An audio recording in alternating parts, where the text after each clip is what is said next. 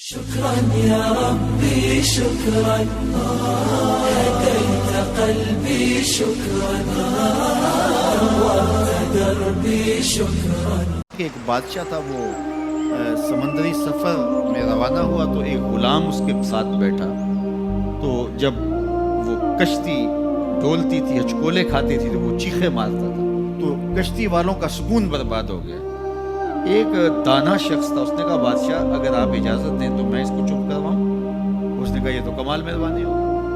تو اس نے دو نوجوانوں کو کہا کہ اس کو ذرا ہاتھوں سے پاؤں سے پکڑ کر کے پانی میں گھوتے دو. تو اس کو پانی میں پھینکا، جب وہ ڈوبنے لگا نکالا اور کشتی میں بٹھایا. وہ چپ کر کے بیٹھ گیا، اب کوئی چیختا نہیں ہے.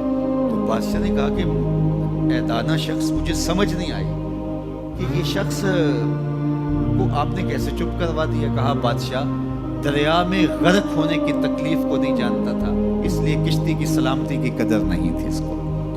اب اس نے وہ غرق ہونے کی تکلیف دیکھ لی، اب کشتی کی سلامتی کی اس کو قدر ہو گئی ہے. تو اللہ نے جو ہمیں عطا کیا ہے، آپ دیکھیں کہ اس سے نیچے کتنے لوگ بستے ہیں. جب آپ نیچے فرشت دیکھیں گے جو بیچارے نانے شبینہ کو ترستے ہیں. اگر مجھے تھوڑی سی تکلیف ہے اور میں جو ہے وہ اس تکلیف میں ناشکری کرنے بیٹھ جاتا ہوں، تو میاں وہ لوگ بھی ہیں جو بیچارے اپنی مرضی سے اپنا ہاتھ بھی نہیں اٹھا سکتے، جن کی عیدیں بھی جو ہیں وہ ہاسپٹل کے اندر گزرتی ہیں، وہ کئی سالوں کے اندر وہاں اذیت میں مبتلا ہیں. جب آپ دیکھیں گے تو کہیں گے مالک میں جس حال میں ہوں اس پہ تیرا شکر ہے. شیخ سعدی فرماتے ہیں میں دمشق کی جامع مسجد میں نماز جمعہ کے بعد نکل رہا تھا تو میرے کسی نے جوتے اٹھا لیے. تو یہ شروع سے ہوتا آیا ہے. تو کہتے ہیں کہ میں ننگے پاؤں جا رہا تھا اور میری حالت یہ تھی کہ میں جوتا خریدنے کی استطاعت بھی نہیں رکھتا تھا. تو میں دل میں شکوہ گناہ تھا کہ اتنا بڑا لوگ تجھے امام سمجھتے ہیں اور تیری یہ مالی پوزیشن کہ جوتے بھی نہیں خرید سکتا. تو آگے میں نے دیکھا ایک شخص تھا جس کے پاؤں ہی نہیں تھے اور وہ رینگتا ہوا آ رہا تھا. میں فوراً سجدہ ریز ہو گیا، مالک شکر ہے تو نے پاؤں تو عطا کیے، جوتے آج نہیں تو کل نصیب ہو جائیں گے. تو جو میسر ہے اس کی قدر سیکھو، جو میسر نہیں ہے اس کی جلن میں اپنے آپ کو جلانے کی کوشش نہ کرو، تو زندگی سوکھی ہو جائے گی. یہ ضابطہ میرے حضور نے دیا. انظروا الی من هو اسفل منکم، اپنے نیچے دیکھنے کی عادت ڈالو، تم سکھی ہو جاؤ گے، تم پریشان نہیں ہوگے. لیکن اگر شوق ہو تمہیں اوپر دیکھنے کا تو فرمایا پھر دین میں جو اپنے سے اوپر ہے ان کو دیکھو. کہ میں تو یار صرف 5 پڑھتا ہوں، یہ تہجد بھی پڑھتا ہے. میں تو صرف رمضان کے فرض روزے رکھتا ہوں اور یہ ہر ماہ نفلی بھی رکھتا ہے.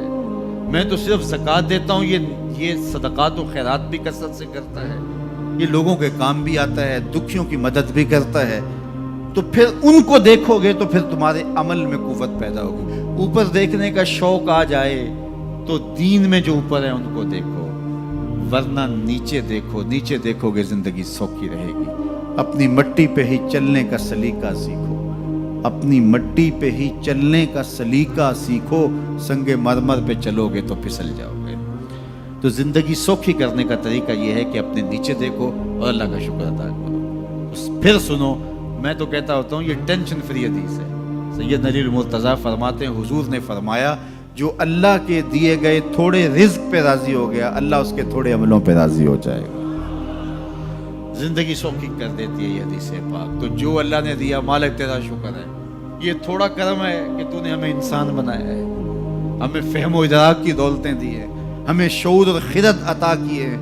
کتنی مخلوقات ہیں جو سارا دن شدت کی گرمی میں بوجھ اٹھاتی ہیں اور چارہ جا کے جو ہے وہ باہر سے لے رہی ہوتی ہیں، وہ بھی تو تیری مخلوقات ہیں. تو نے ہمیں انسان بنایا، انسانوں کے گھر میں پیدا کیا، اور میں اور آپ تو اس کا شکر ادا نہیں کر سکتے کہ ہمیں اللہ نے محمد عربی کا غلام بنایا ہے، حضور کا امتی بنایا ہے. میری خوش قسمتی میں تیرا امتی، یہ میرا مقدر ہے، یہ آپ کا مقدر ہے. جس کے لیے نبی آرزویں کرتے رہے، تمنائیں کرتے رہے، لوگ راہیں تکتے رہے، منتظر رہے، صدیوں انتظار کرتے رہے، لیکن ہم نے کوئی انتظار نہیں کیا. آنکھ کھولی، ہمارے والد صاحب مسجد سے مولوی صاحب کو بلا لائے، انہوں نے کان میں آ کے اذان دیتے ہوئے کہا مبارک ہو تو حضور کا غلام بن کے آیا. شاہوں سے ملا ہے نہ تونگر سے ملا ہے، اللہ کا عرفان اسی در سے ملا ہے.